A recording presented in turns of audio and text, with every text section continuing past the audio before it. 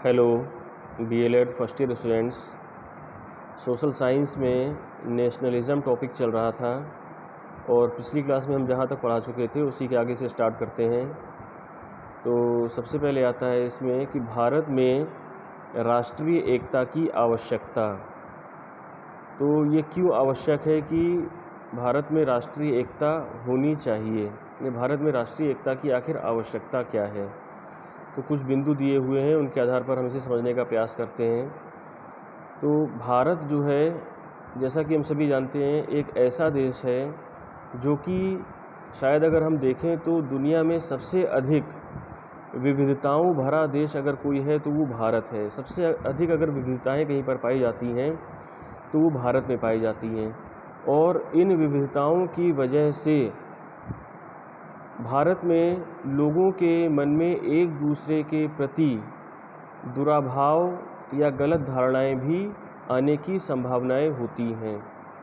लेकिन अगर हम इसके बावजूद देखें तो हम ये देखते हैं कि भारत में इतनी विभिन्नताएं होने के बावजूद देश का प्रत्येक नागरिक अपने आप को एक भारत के नागरिक के रूप में महसूस करता है, और भारत की यही एक विशेषता भी है। लेकिन यही विशेषता जब संकुचित रूप धारण कर लेती है तो ये एक निगेटिविटी के रूप में हमारे सामने आती है, और इस आधार पर हम ये कह सकते हैं कि कहीं ना कहीं जो राष्ट्रीय एकता की भावना लोगों के मन में है वो ध्वस्त होने लगती है। तो जो हमारे देश की विशेषता है, यही विशेषता हमारे सामने कभी कभी एक समस्या भी बन सकती है। तो उस समस्या को हमें फेस ना करना पड़े, इसके लिए आवश्यक है कि हमें देश के प्रति अपनी जो भावना है उसे प्रबल करना होगा। हमें देश के प्रत्येक नागरिक के प्रति अपनी भावनाएं जो हैं वो पॉजिटिव रखनी होंगी। तो इस आधार पर हम कह सकते हैं कि भारत जैसे देश में राष्ट्रीय एकता जो है वो अत्यंत महत्वपूर्ण है, उसकी आवश्यकता बहुत ही ज़्यादा है। अब हम बात करते हैं, कुछ पॉइंट्स दिए हुए हैं उनके आधार पर हम इसे यहाँ समझने की कोशिश करते हैं। सबसे पहले है जैसे यहाँ पर राष्ट्र के अस्तित्व की रक्षा के लिए। तो छात्रों, देश का प्रत्येक नागरिक यदि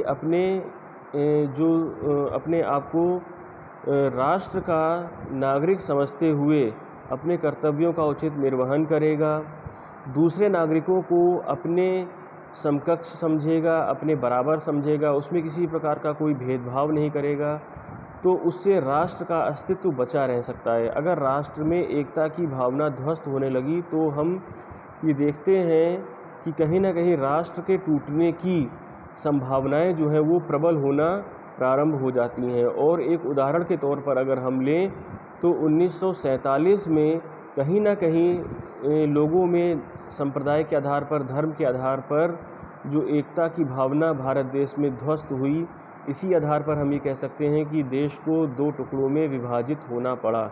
तो इसके लिए आवश्यक है देश का प्रत्येक नागरिक अपने आप को राष्ट्र का एक महत्वपूर्ण नागरिक समझते हुए राष्ट्र के प्रति अपने कर्तव्यों को, राष्ट्र के दूसरे नागरिकों के प्रति अपनी भावनाओं को पॉजिटिव रखे, और सभी को समान समझते हुए एक दूसरे के साथ अच्छा व्यवहार करना चाहिए।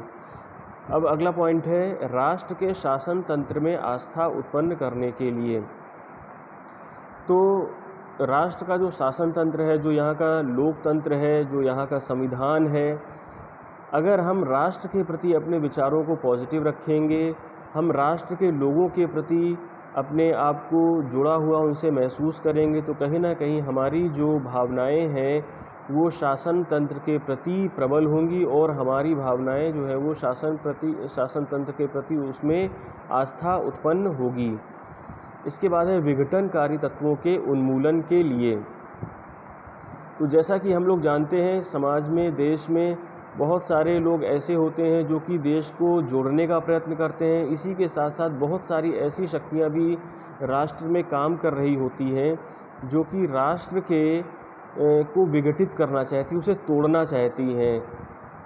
तो ऐसे जो विघटनकारी तत्व हैं, ऐसी शक्तियां जो है वो सदैव इनकी धारणा जो है वो राष्ट्र के प्रति नेगेटिव होती है, और ऐसे लोगों के लिए आवश्यक है कि अगर हम कहीं भी अगर कमज़ोर पड़ेंगे तो ऐसे लोगों को जो है बल मिलेगा और वो अपनी इस घृणित कृत्य में ये लोग सफल हो जाएंगे। तो कहीं ना कहीं अगर देश का प्रत्येक नागरिक अपने आप को राष्ट्र के प्रति समर्पित रखेगा, राष्ट्रीय एकता में बंधा हुआ महसूस करेगा, तो ये जो विघटनकारी तत्व हैं इनके उन्मूलन में सहायता मिलेगी और ये जो कुछ बुरी शक्तियां हैं, विघटनकारी शक्तियां हैं, इनके उन्मूलन में सहायता मिलेगी। इसके बाद क्षेत्रीय संकीर्णता को समाप्त करने के लिए, जैसा कि हम जानते हैं भारत देश विविधताओं भरा देश है। यहाँ पर अनेक क्षेत्रों के आधार पर भारत देश को विभाजित किया गया है। इस आधार पर बहुत सारे राज्यों का भी विभाजन किया गया है। तो ये कहीं ना कहीं जो देश के नागरिक हैं उनके अंदर क्षेत्रीय संकीर्णता जैसी भावना विकसित ना होने पाए, इसके लिए आवश्यक है कि देश के प्रत्येक नागरिक के अंदर राष्ट्रीय एकता जैसी भावना उनके अंदर डेवलप करना चाहिए। उनके अंदर राष्ट्रीय एकता जैसी भावना अगर विकसित होगी तो कहीं ना कहीं क्षेत्रीय संकीर्णता कमज़ोर पड़ने लगेगी। इसके बाद है वर्ग संघर्ष की समाप्ति के लिए। हमारे देश में अनेक प्रकार के वर्गों के आधार पर हमारे देश को विभाजित किया गया है। हमारे देश के नागरिक जो है वो अनेक अलग अलग वर्गों से बिलोंग करते हैं। वो आधार कई हो सकते हैं, आर्थिक आधार पर वर्ग विभाजन, जाति के आधार पर वर्ग विभाजन, धर्म के आधार पर वर्ग विभाजन, लिंग के आधार पर वर्ग विभाजन, प्रोफेशन के आधार पर वर्ग विभाजन। इस प्रकार से बहुत सारे ऐसे आधार हैं जिनके आधार पर वर्ग विभाजन होता है। तो इस प्रकार से वर्ग संघर्ष जो है वो आपस में ना होने पाए, अनेक वर्गों के वजह से वर्ग संघर्ष भी होने लगता है। तो राष्ट्रीय एकता अगर प्रबल होगी तो कहीं ना कहीं वर्ग संघर्ष भी नहीं होगा, लोगों के बीच में आपस में संघर्ष जैसी स्थिति नहीं बन पाएगी। इसके बाद राष्ट्र की सुरक्षा के लिए, तो अगर लोगों में आपस में राष्ट्रीय एकता की भावना होगी तो जाहिर सी बात है राष्ट्र सुरक्षित हो। अगर लोगों में आपस में राष्ट्रीय एकता की भावना नहीं होगी तो राष्ट्र असुरक्षित होने लगेगा। राष्ट्र के विकास एवं जीवन स्तर को उठाने के लिए लोगों में अगर आपस में राष्ट्रीय एकता की भावना है तो राष्ट्र का विकास होगा, राष्ट्र आगे की तरफ बढ़ेगा, राष्ट्र गतिशील होगा। और इसके साथ साथ अगर राष्ट्र गतिशील होगा, राष्ट्र का विकास होगा, तो देश के नागरिकों का भी विकास होगा।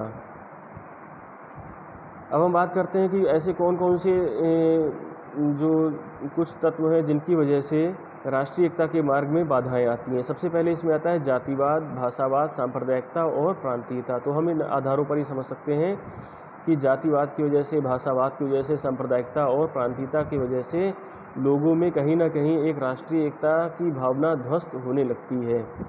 इसके बाद है राज्य की भेदभावपूर्ण नीति।